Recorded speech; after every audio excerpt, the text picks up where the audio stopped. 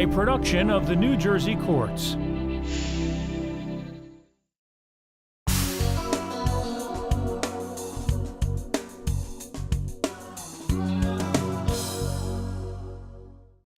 Good afternoon. Thank you everybody for coming to our Inside the Drug Court. Before we get started with meeting our panelists, I just want to give you a brief overview of what drug court is if anybody's not aware.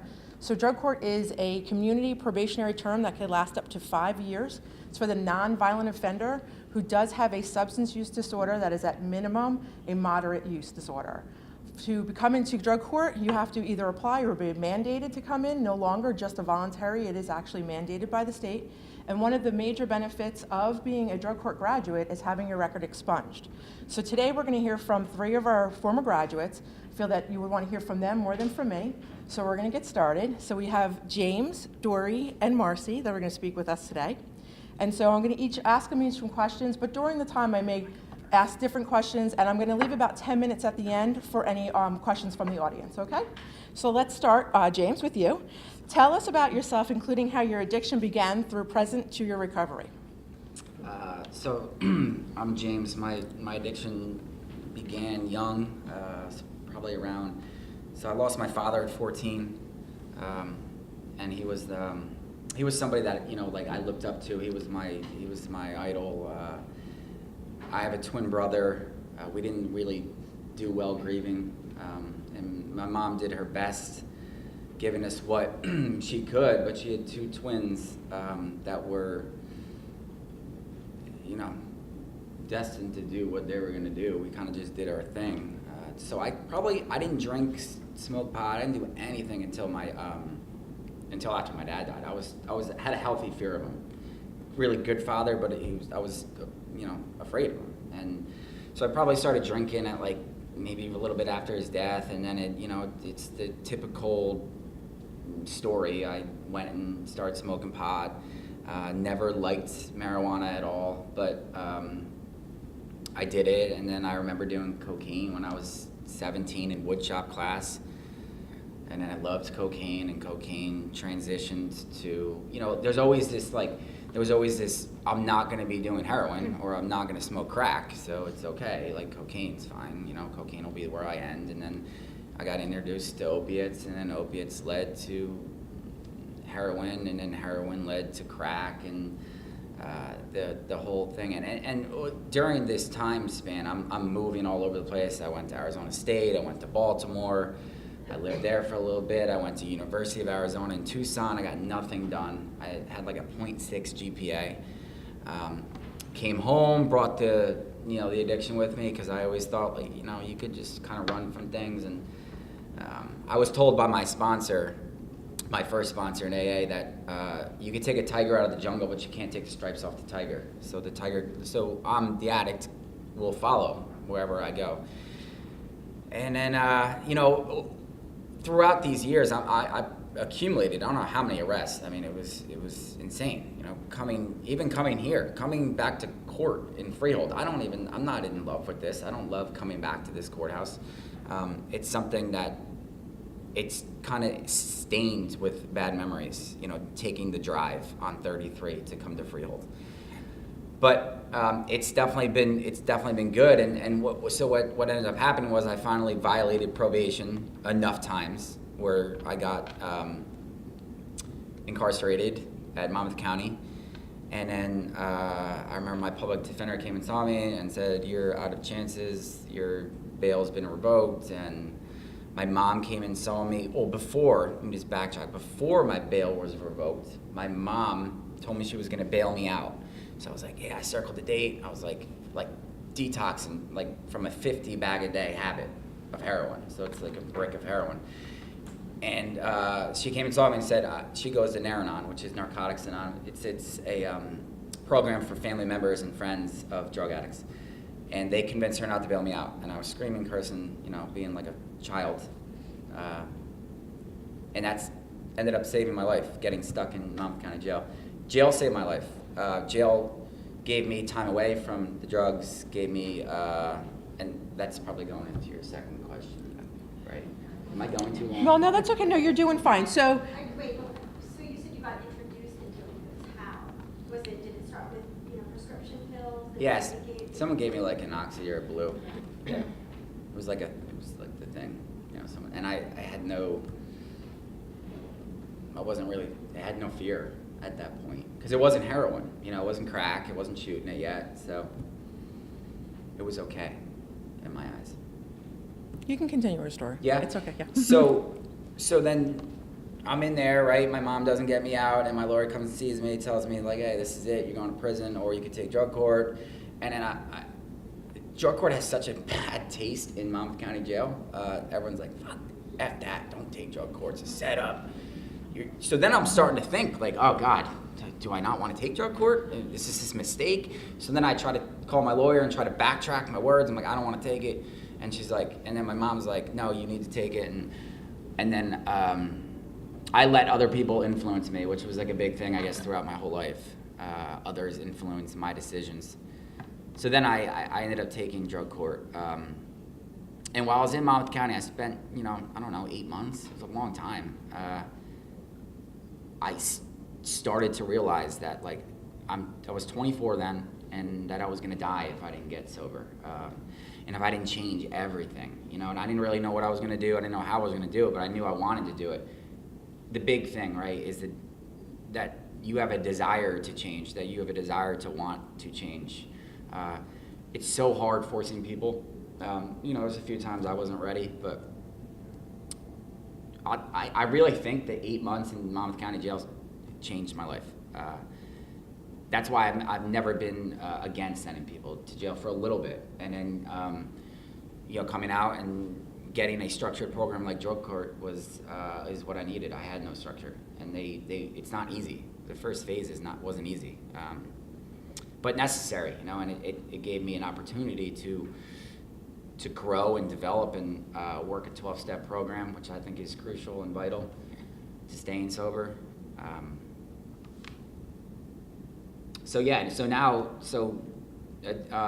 Through my present recovery, I still attend AA at least 3 times a week. I have a sponsor, I have sponsees.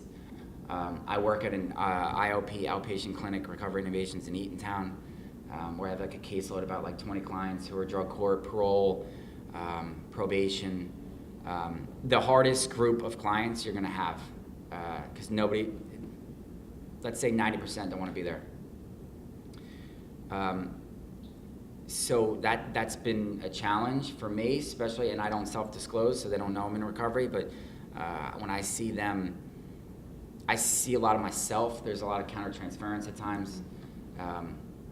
So it's not, I don't know if that's where I would end up staying for the rest of my career. I'm at Rutgers. I graduated Brookdale with like a 4.0 GPA, and now I'm at Rutgers, and I just finished my first semester at Rutgers University as a social work major.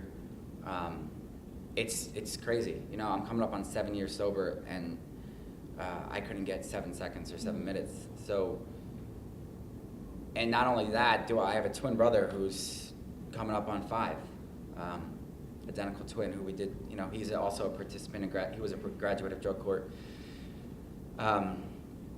So yeah, it's been a long journey. It's been definitely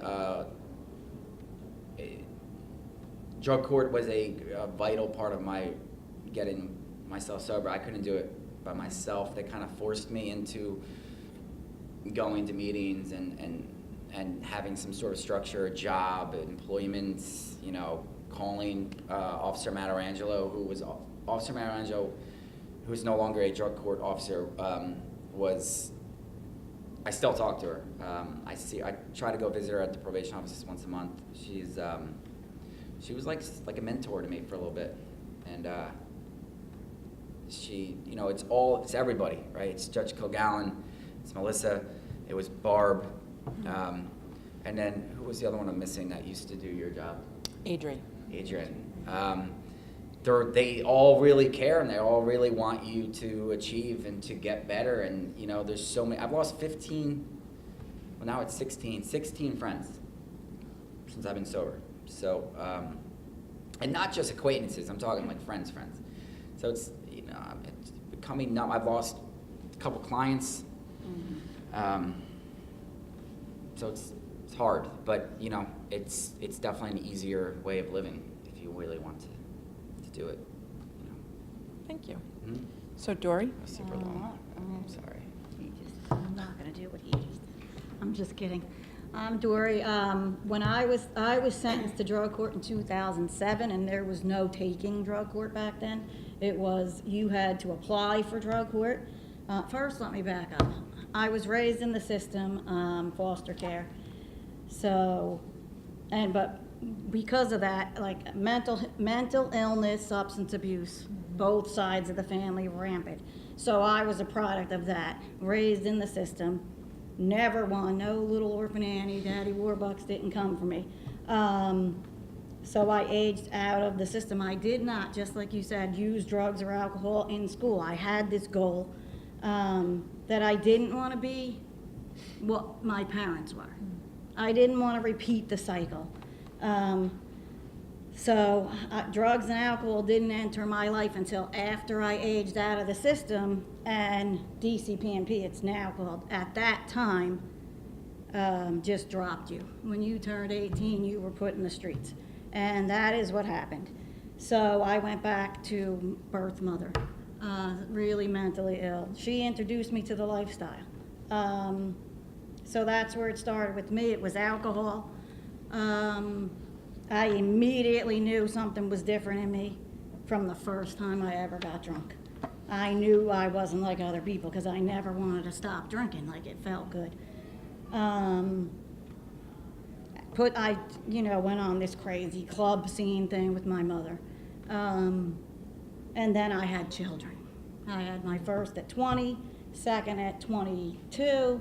Nobody told me like you should be in college and you shouldn't be having kids, but that's my story and that's what happened. And I had postpartum depression after my second child. This is how heroin was introduced to my life.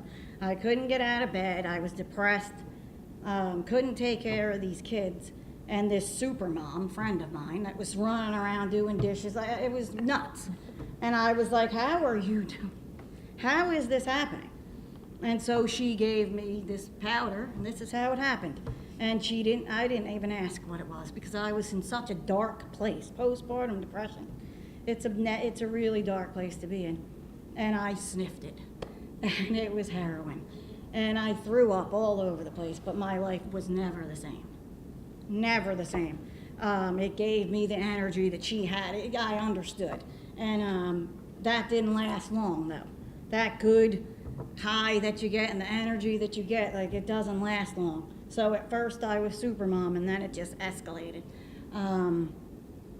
And I ended up shooting heroin. It started with sniffing. That was never enough. You know the disease, the progression of the disease.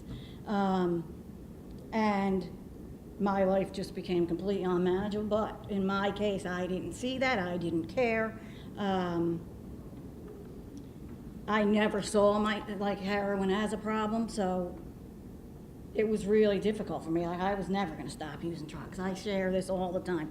I was never going to stop. The minute I realized how good that felt and like how I never had to feel again because of this little bag, I was never going to stop, and it didn't matter to me. And I'm being honest. I always share honestly. My children didn't matter. They were in the way.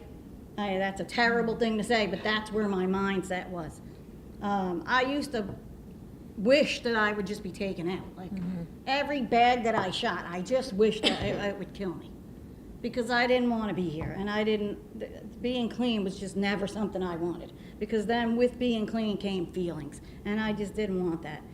I had a third child, so I went on medication-assisted treatment for 4 years when I got pregnant with this third child, and I was able to hold on. So I ended up losing my kids, not once but twice. In 2001, I lost my kids. I got them back, had another one, and then lost all 3 of them. So my kids were all taken. I was put in jail. If I had the time to tell you guys like the way things happened for me, I just don't have the time. But somebody came in, it used to be a prosecutor, he was a public defender. He took my case, and I said to him, I am not interested. Like, I'm not interested. I'm never going to be clean. I don't want to be. Good. The kids are in foster care. They're better off. And like, that was my mindset. He applied for drug court for me, and I was denied. I was denied based on my interview, because at my interview I said the same things I'm saying to you guys right now. I don't care. I was not that addict, and you'll hear a lot of them talk about how sick and tired they are. And I wasn't sick and tired. I depended on this drug. I depended on it, and I could, not just physically, I emotionally depended on it. As we go into detoxes, I never did, but people do, and then you come out of detox and you use anyway, and people don't get it. Why? Because it's an emotional thing. It's not just a physical withdrawal. It's an emotional thing, and I was in such emotional pain, I couldn't imagine facing life without this drug, till I was denied drug court, and I was like, really? They told me I couldn't, so I did. And he went back in, reapplied. They accepted me. This was Judge Scully. And I told you if I had all day. I was the addict that didn't want to get clean, that thought my kids were better off without me in the system. The same system that destroyed my life. The same exact system. All that stuff was okay until I was sentenced to drug court. And I'm jumping to question 2 because it rolls right into my story. I never had a family, and I never mattered to anybody. Never. I was a number to a family. I was an income. That's it. That's how I was treated my whole life.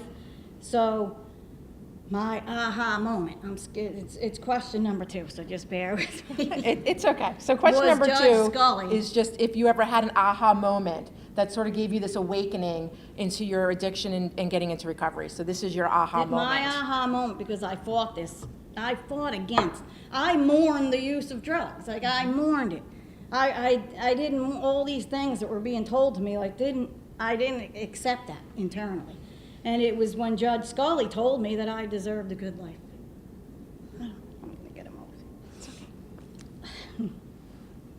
I swore that wasn't going to happen. I hate this. So that was my aha moment. So I'm here today because my life has drastically changed. Drastically. I was sentenced to drug court August 17th, 2007. My clean date is August 17th, 2007. So that tells you something in itself. I'll have 12 years clean in August. I fought the state of New Jersey.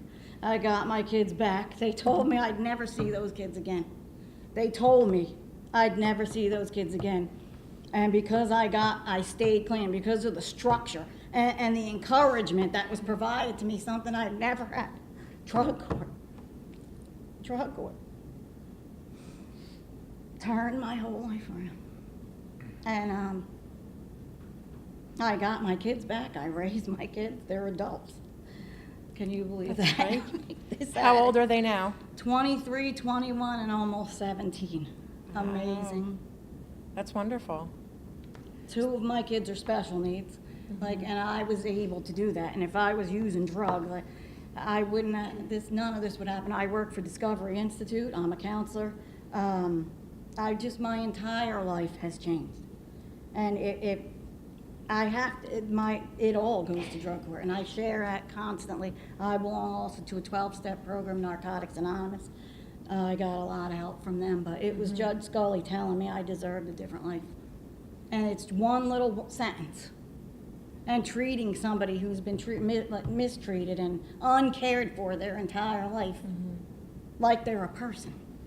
Absolutely. You needed somebody to tell you that you mattered. Absolutely, and I didn't know I needed that. Right. I didn't know I needed anything that drug court forced me to do. I didn't know I needed any of it.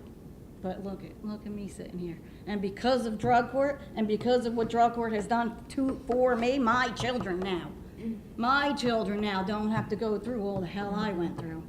And they see a comeback. They saw me go from where I was to where I am. And it encourages them. And they're probably very proud of their mom. I hope so. I hope so. I'm sure they are. Well, thank you, Dori. I'm sorry. No, you have nothing to apologize for. It's emotional, absolutely. So, Marcy, would you like to share your story with us? Sure. My name is Marcy. My clean date is February 24th of 2000. Oh my goodness, 15. I was kind of a rebellious teenager. I come from a home where my parents never divorced. They stayed married. They were both hardworking. I had a good home life. I just liked to not do what I was told. So I started experimenting. All my friends in high school were mostly, or outside of school, I should say, they smoked pot. I never smoked pot. I tried it one time, I didn't like it, I never touched it again. So I started drinking. I was ironically completely against drugs until my early 20s when I was involved in a car accident and hurt my neck really bad. And then I was introduced to painkillers. I would think I was prescribed like instantly, probably like 90 Vicodin a month. Yeah, so, and then even when I know I didn't need it anymore, I mean, I went to physical therapy 3 times a week for like 10 years. So this was something that was ongoing, and the pain medication stayed with me. I did, however, I was pregnant at 18, so that was before I started touching any kind of drugs. So I was clean for my pregnancy. It started after I had him. And when I was, I think 25, I got pregnant with my daughter. I graduated high school. I went to school after. I didn't go to college, but I went to a trade school to work in an office. I went there 5 nights a week for like 3.5 years because I had a 3-month-old. So I worked full time during the day. I went to school at night. When I was, I think like 23, I met my soon-to-be daughter's father, and that was a nightmare. I always had gotten into relationships that I had no business being in. My choice of partner, not very good for me. I was always attracted, and I didn't realize that I was attracted to those types of people. He introduced me to cocaine, so I put the opiates down for that. So I drank and I did cocaine with him until I got pregnant with my daughter. I found out I was pregnant with her when I was like 4.5 months pregnant, and at that time we were breaking up. That didn't really happen at that time because I found out I was pregnant. Had her, I was clean when I had her. I stopped. Very thankful for that I was able to do that. But I want to say soon after I had her, it kind of picked back up until her father and I split up. We had a discussion. I told him that it was not a good idea for us to be getting high with her in the home, or for his friends to be coming over, staying over all night. He didn't agree with me. He was physically abusive. So I literally took her diaper bag, her crib, and I left. And left all my things there. Kind of never looked back. I think somewhere, and then I met who I soon married soon after that. Didn't have any children with him, but he introduced me back to opiates. That was his thing. That became my thing again, and at a level that I've never ever done before. Because that's when my life really revolved around just getting high. And at one point I would get pills from my neighbor who got a prescription from his psychiatrist for painkillers, a lot of them.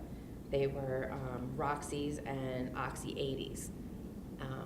So I went from Vicodin straight into Roxy and Oxys and Xanax.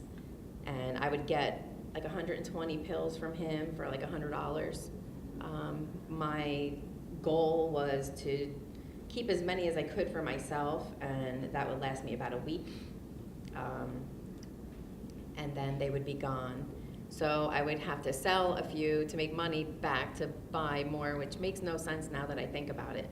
But it made perfect sense in my head at the time, which is kind of what landed me in front of Judge Kilgallen, because I sold, I think it was 3 pills twice in a row to an undercover. And I had no idea, not a clue. Which was fine by me at the time, because Mother's Day was coming and my mother had had a stroke and I had no money because I was home taking her to her therapies, and I had no money to buy her anything for Mother's Day. So that's what I used most of that money for, was I bought my mother flowers for Mother's Day, not realizing that would be her last Mother's Day. My mother passed away June 8th, 2014. I was arrested August 14th of 2014 for those charges. My bail was like $90,000, I believe. My father had no idea how to live life on a daily basis. He takes a lot of medication for high blood pressure, stuff like that, for his heart. And he was just a frantic mess. Kept telling me he would bail me out. And I told him I didn't really want him to. I needed a break. And jail was fine with me. So I think after like a week, he wanted to bail me out. I told him no, give me some more time. I think it was maybe like 2.5 toward 3 weeks. I told him, I'm okay, you can bail me out now. My lawyer, when she came in to see me, I didn't know nothing about drug court until my attorney talked to me and told me that I should apply for drug court. Okay, well, because I think the first deal they gave me, or the first offer I was offered was like 4 years in state prison. And I was like, yeah, right, I don't even have it. I have no prior drug charges. I'm like, there's no way. So I refused that deal, and then she's like, well, you should apply for drug court. Okay, so I applied. I was denied. I guess she put in an appeal for me. I remember coming back and sitting in front of Judge Kilgallen. A mess, a complete mess. I think after my mother died, I kind of spiraled more than I had before. And I wasn't expecting to be accepted. Thank God. She had other plans. Because I didn't really want to be in drug court. I heard in jail that it was like a program. It was like to set you up for failure. And I didn't really talk to people when I was in there. I wasn't trying to make friends, but you hear things. Mm-hmm. So I'm like, okay, but you know what? Everything up until that point has never worked. Everything I tried to do my way, if I tried to stop it, never worked. So I figured the least I could do is just give this an honest shot. What do I have to lose other than my life? So that's what I did. I honestly gave it, I didn't want to stop. I knew something needed to change. I didn't know how to go about it. They showed me in phase 1. It was extremely overwhelming. It was not easy by any means. You think, I don't know how I'm gonna do this. How am I gonna go to meetings every day and do 3 hours of inpatient, which she so politely gave me the opportunity to do inpatient and not outpatient. Or outpatient instead of inpatient. Sorry, I reversed that. So I was able to be home to help my father after my mother's passing. Before I started drug court, I forgot, I was just having a really, really hard time, I think, dealing with the loss of my mother, because her last memory of me was in a bathroom failing a drug test at home with my father screaming at me, kicking me out of the house. So one night, I couldn't deal with it anymore. I did as much as I could. I wanted to end my life. I sent a text message out to the guy I was seeing at the time, and basically saying goodbye, and then I shut my phone off. I locked myself in my car. I don't know how many painkillers I took. I did like an 8-ball or 2 8-balls of Coke. I drank for a day and a half straight, and the last thing I did was I took about 42 Xanax at one time and locked my doors and shut my windows. I thought I locked, I think I did lock the doors. I don't think I rolled up all the windows. I think I left the back window cracked that much. Somehow, somebody got me out, got me to my house. The next thing I know, my father's in the backseat of my car crying like he did the day he lost my mother, saying, I just lost my wife, I'm gonna lose my daughter too. I don't remember anything else. I remember being dragged into the emergency room. I remember being put in a wheelchair, and then I don't remember anything after that. I woke up like 4 days later on life support. that was crazy, because I for sure thought I took enough, so I didn't have to wake up and deal with any of that anymore. Like I just wanted to stop. I didn't know how. And like I said, this was before I had started drug court. Because February came, that was in the end of September. February came and completely changed my life. And since then, I've never looked back. I've since then had another child, which I got extra, I was pregnant on drug court before I graduated. And I got some extra counseling, which was amazing. I learned how to be in healthy relationships, not just of the other sex, but with my family, with my children. This program mostly taught me how to love myself. I never knew how to do that before, and I didn't realize that I never had until I was shown how to. So now I have a 23-year-old who has 2 children. I have my daughter who will be 16. She's like one of my biggest fans. My relationship with her is completely amazing. I love her to death. I love my older son too, but he's kind of off doing his own thing with his own family. So my daughter's amazing.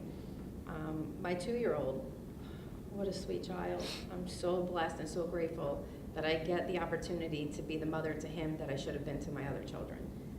That I am now, but I get to start with him that way, and he never gets to see me high or drunk. I just found out last week that he was diagnosed autistic, and that's amazing to me, because if it makes any sense at all, like, it makes me love him so much more. He just needs a little extra help. I needed a little extra help. I needed a lot of extra help, and drug court gave that to me, and it's the only reason why I'm sitting here today. I owe you my life. Thank you. Thank you.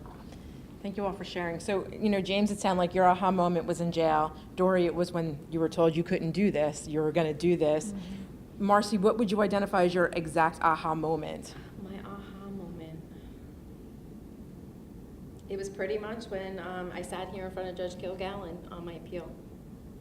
That was it. When she told me, okay, well, because I was clearly high that day.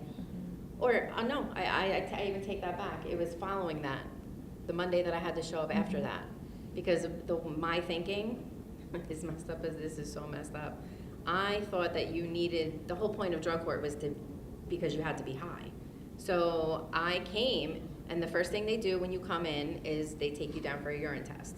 And I took my urine test, and she told me, she's like, you're positive for like 3 different opiates. I'm like, I know. She's like, you're not supposed to be. And I'm like, oh, well, my lawyer didn't tell me that. So I was like, okay. So I had no idea like what was going to happen from that point. Another gentleman, I guess, was in the same situation as I that day. He stood up in front of Judge Kilgallen first. He went to jail. I didn't. For whatever reason, she gave me another chance and told me, you need to be clean by Friday.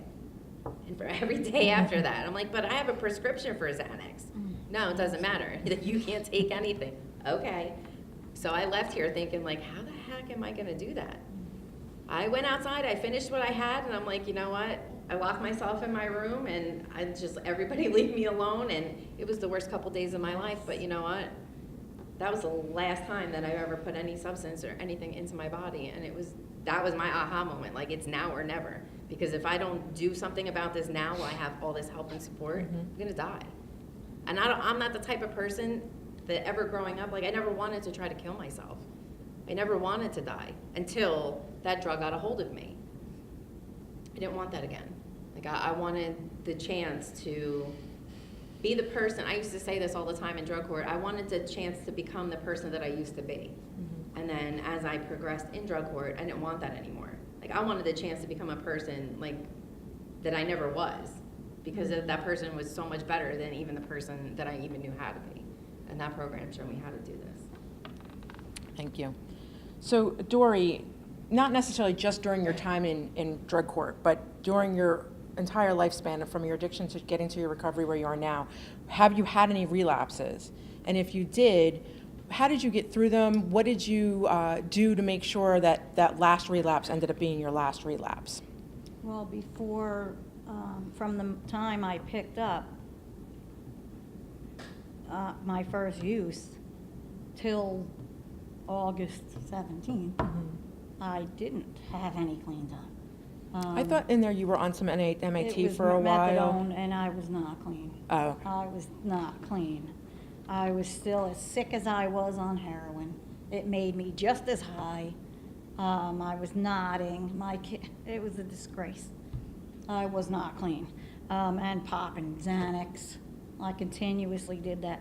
I pretended I was clean, but I know as an addict, I know how I feel on heroin. I know how I felt on methadone, and it was the same. It was the same. So it kept me sick.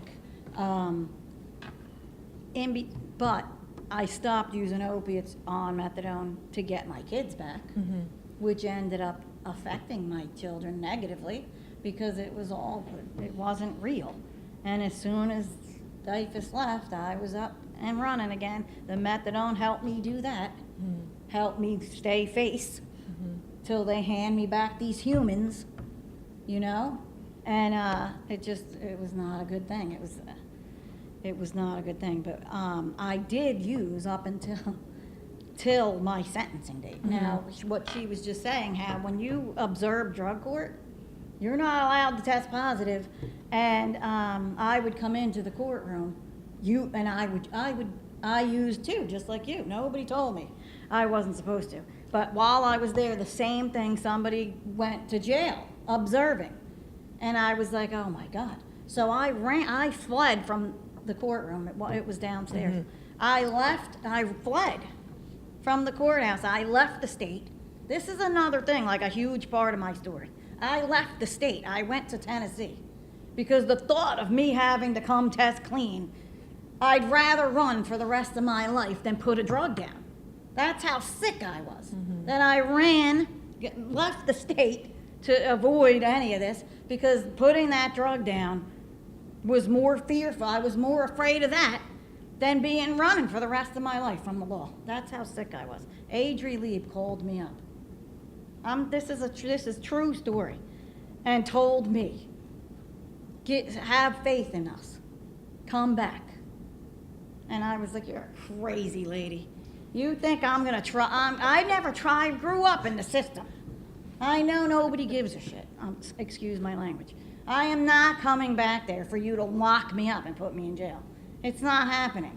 And she said told me to have faith in her. Come back. And so I did. What am I going to lose? She knew where I was. Someone told on me. So I came back, and I didn't get arrested for that. I didn't get arrested. I fled the courtroom. You would have thought, like, I'm going, they're locking me up. But because she told me to have faith, she kept to that. And she showed me that I can trust in something. And that maybe these people really do want to help me. Because I'm suspect of everything, because nobody's ever cared for me. I don't know how to accept that. But it was shown to me and proven to me. And Judge Scully told me the same thing. I said, I have a prescription. It's against the law. You cannot tell me to stop it. He said, come back positive, and I have to put you in jail. So I did the exact same thing. I kicked Xanax, I suffered for 8 months. I suffered. A pill habit is a hard habit to kick. But when I was sentenced, my last use was the day before I was sentenced. So that's a relapse, because while I was observing, I wasn't supposed to be getting high. So I stopped using when I was sentenced to drug court, and I wanted to give back something to drug. You had faith in me, so I'm going to show you that I'm worth that faith. I'm going to show you that this little act that you just provided for someone like me, I'm going to make this okay. And I just have not turned back. My clean date is August 17, 2007. I have not put any chemical in my body. And by the grace of God, I have not needed to. I haven't been injured. How is that possible? I haven't been injured where I need any opiates. I have put no chemicals in my body. And I've been doing that all these years because somebody had faith in me. Somebody showed me I deserve a life that I never even imagined. I wasn't surrounded by people that were living good lives, so I had nothing. but I'm gonna shut up because that's one of the questions. That's okay. That's one of the questions. So James, what about your time? From the moment you went into recovery, you stayed, or did you have some relapses along the way? No, so I mean, depending on how one would define recovery, right? So like I went to multiple rehabs, right? Because the mother was and my sister and my older brothers, who I have 3 older siblings too, were done. So I would go and be like, oh yeah, I'm gonna go to Bergen Regional, Bergen Pines, whatever they used to call it, and I went, but there was no intent to stay sober, so I don't consider that me being sober. And then I was sent to, went to Bergen Regional twice, I went to New Hope, and then, so since my clean day is July 2nd, 2012, since then I have not used, so I never relapsed. While I think that's my recovery. That in between garbage was just me trying to appease other people because I had really no intent. So really when I hear that, I think, when did I make a decision to turn my life around and stop using drugs and alcohol? That was July 2nd, 2012. I haven't used it since then. I haven't put, like she said, I haven't put a single chemical in my body. I just got diagnosed with spinal stenosis and osteoarthritis in my neck and like 4 bulging discs, and I went to this pain management. I did all these things, right? And I went to pain management and I said, listen, man, I'm in recovery. I don't know, like I see this form you're giving me. It's like this opiate form. It's like 10 pages. I'm like, I don't even need to sign that because I ain't taking it. So figure something else out. And he gave me like shots of steroids in my neck, which really haven't done anything. But the fact is, I'll manage the pain without opiates, or any other drugs. I don't need them. Okay, thank you. So I'm going to move on to the last question, just enough for time, because I want to be able to allow for our audience to ask questions. So many of you mentioned your family and NAAA. Where else did you get guidance and support besides the rooms and your family and the drug court team? I mean, you all spoke very highly of us, so thank you. Marcia, let's start with you. I formed a network of women from the meetings that I attended. I got a lot of support there. They text me every single day, before work, during work, after work. Like, it's just, they're the friends and the type of friends that I've never had and I've never known. So aside from my family and of course you guys and Michelle from the YMCA, she's amazing. It's just the women that I've met in the program that have helped me build a solid foundation to rebuild my life. Okay. Dori? I was never sent to like rehab, detox. This is where it's at. Like drug court is how I got clean. Wasn't sent away. I was sent to Community Connections in Long Branch, outpatient, and that's where I got the most support. I've already said more than once, family isn't something I have, and so it was outside places. It was outpatient. It was the rooms of Narcotics Anonymous, my network that I still have till this day. I still go to meetings. I still do all the things I did 11 years ago. I still do those things because I was taught here. And I'm going to keep saying it. It's a miracle that I'm sitting here. And the support from drug court, that was my first family. That was my first family, was drug court, this whole team. That was the first family I ever felt. I loved coming in here. At first I was like, no way, I'm not going up to that podium. I'd rather die. And look at me almost 12 years later sitting in front of cameras. Like, are you kidding me? Talk about transformation. I would have rather die than go up to the podium. And here I sit, and I owe it to drug court. Not blowing smoke up. It's facts. It's just facts. Thank you. I forgot to mention my sponsor. I have a sponsor too. Sorry. Is she here? No. Oh, okay. In my mind, I'll tell her. I always tell her myself, but I forgot to mention my sponsors. I have supportive siblings too, and God forbid they get a hold of this, and I didn't mention it. I do have siblings that all went in the right direction. I'm the only one that went off course here. But I do have supportive siblings. That's good. And James? Yeah, I mean, it was definitely drug court in the beginning. Drug court gave me some sort of, like I said, structure. And Judge Scully sentenced me, and when I got out of rehab, Judge Kilgallen was getting on the bench. So I kind of rode with her for it was like 3 years. And then I had, like I said, Officer Matarangelo, who was beyond supportive. And then, you know, Jasmine was my counselor at Turning Point in Patterson. I still keep in touch with her. And then, you know, obviously, like I mentioned, AA, my sponsor, network of men, network of just good human beings who loved me when I couldn't love myself. And I love giving back. You know, like this is like a passion for me. It's something I do. So at Brookdale, I speak like 4 times a year to different social work classes, and I give them my story, and I kind of guide them to like how I got into social work and why it's so important to me and where I came from and what I've done. And then I started doing that with Rutgers. And I do it. I don't do it for. And it's selfish. I say this. I don't do it for them. I do it for me. You know, like it's part of my 12-step program. You know, 12-step is giving back what was really given to me.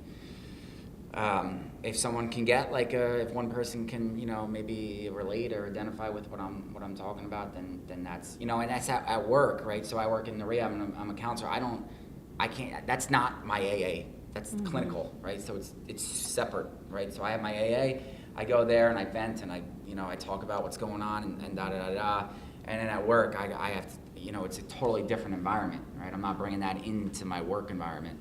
Of course, we have clients that, you know, they either have heard that I graduated drug court, because that's just, you know, or they can pick up on the lingo sometimes when I say things. And what I do is I specifically talk in the third person, but it's my story, right? So I'm like, well, you know, I have this friend, John, who got sentenced to drug court, did 50 bags of heroin, da da da da, you know, but it's really me. They just don't know it's me. And you know, my mom, that woman, she visited me every day when I was in Monmouth County, every week in Monmouth County Jail. She broke her arm. She visited me in Turning Point in Patterson, and she couldn't drive, so she had to take the train. She put money on my books. She never gave up, and then she never gave up on my twin brother, and then we had to take his daughter, and she's autistic, and I had her for like a year and a half while I was on drug court. I remember talking about that in drug court a lot, and you know, and my siblings have been really good too, but it's you know, the one lady who never gave up on me was my mother. So Very nice. Thank you. So I'm going to open it up to the audience if anybody had any questions for our panelists.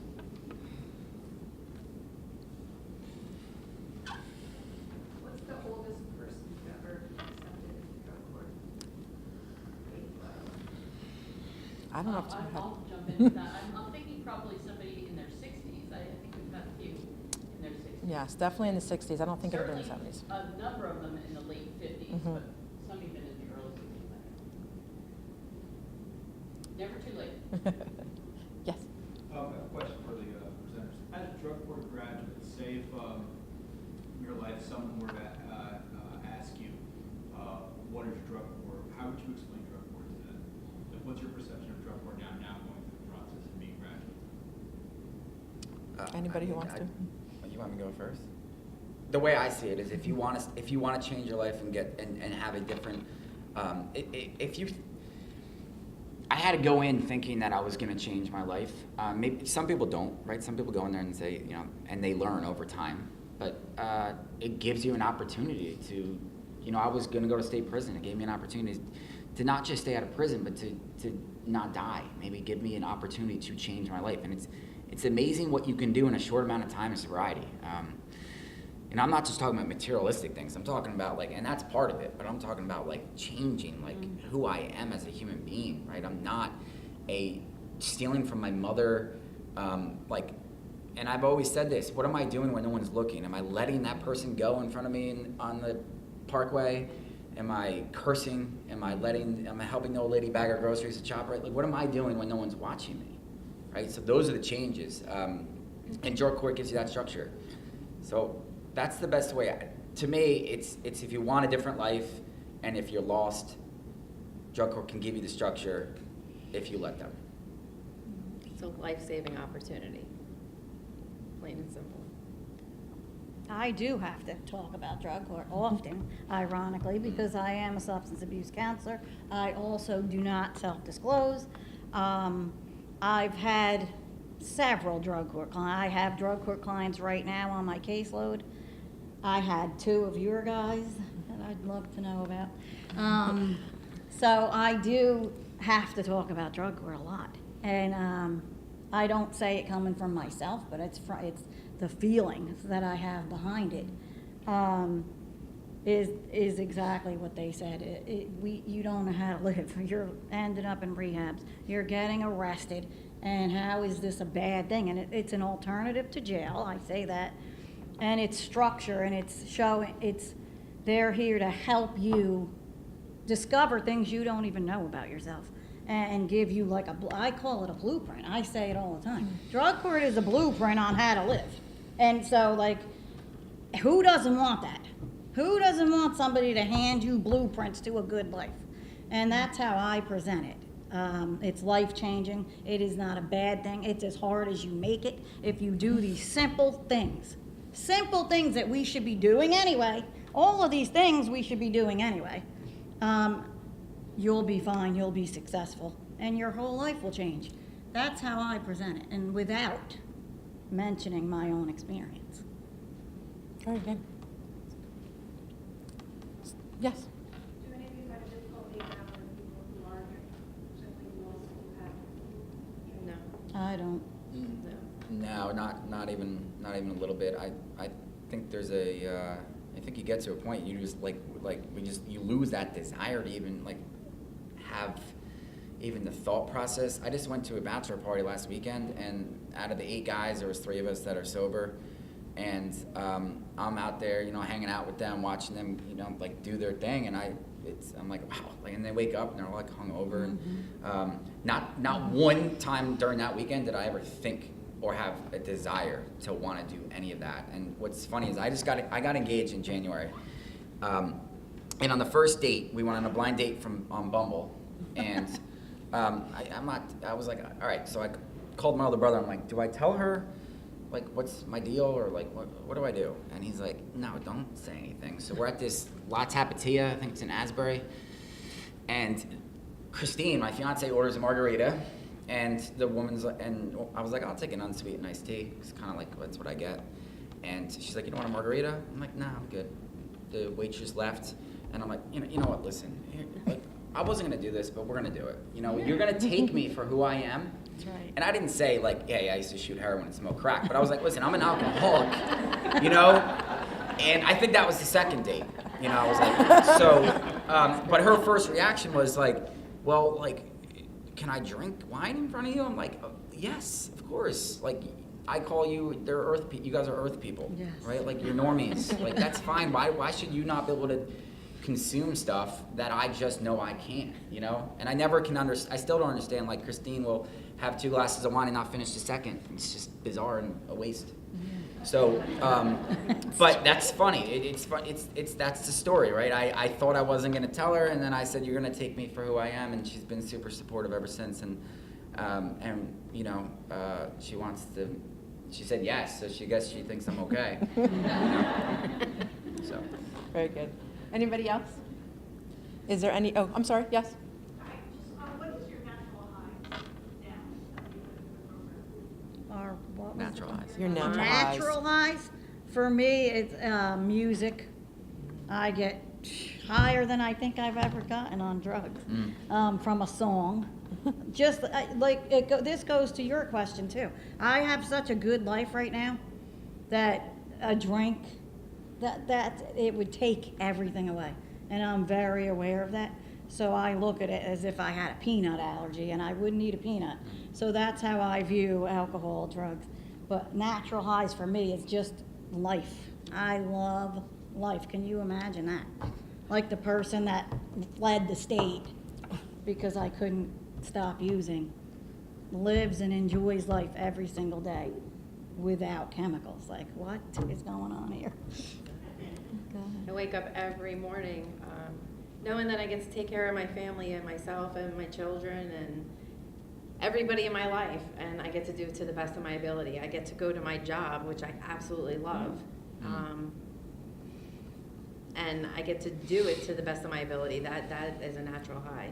Like she said, music, just nature, just everything about life is so much different. So everything is kind of like a high in a sense. God. Yeah, there's God. there's a lot. Natural Music, light. like they said, God, higher power, whatever you believe in. I think you have to have some. I know I needed spirituality to believe in something greater than me. But you know, like, so I've been sober 7 years. I've been 6 cruises. I go on a cruise every year. I get sober every January. I've been doing it since drug court. They allowed me to go on my first one. Yes. Yeah, I missed graduation because I was on a cruise, so they let me graduate early by myself with just my mom, and it was pretty cool. I was in this courtroom. But those things, when the Mets are good, 2015, 2015 was like this, was a bigger high than heroin when they went to the World Series. The Giants, fishing, I love fishing. Just doing things like me and my twin brother we're going to get our fishing licenses this week, and we're gonna start going fishing every Sunday together. Little things like that. It's just waking up and having some purpose, going to work, seeing we have very minimal success, right, in the field of recovery. So I remember, in supervision, I was really frustrated one week, and my supervisor was like, "Listen, this is who you got that's doing well." And there's actually it's a drug court, one of the drug court clients who's on drug court now, who's doing fantastic, and he's doing really well. So you really have to put your investment into that, and that's been great. Going to school, getting good grades, getting a degree from Brookdale, and it's crazy, to think. And Matt Brookers, it's pretty amazing. Thank you. Can I just add one more thing Sure. that I just forgot about? I had the opportunity, I showed up a few minutes early today. I had the opportunity of watching Judge Kilgallen give a woman an opportunity. I guess she was on here on an appeal for drug court, and sitting there listening, and I'm like, instantly got goosebumps. I'm like, that was me, how many years ago? Please, Judge Kilgallen, give her a chance. And the moment I think that, the words come right out of her mouth. It was just an amazing experience that I got to witness, and kind of made my whole day. So that was definitely an absolute high. Very good. So I want to thank you all for coming, and I want to give a special thank to our panelists. Thank you very much for your time today.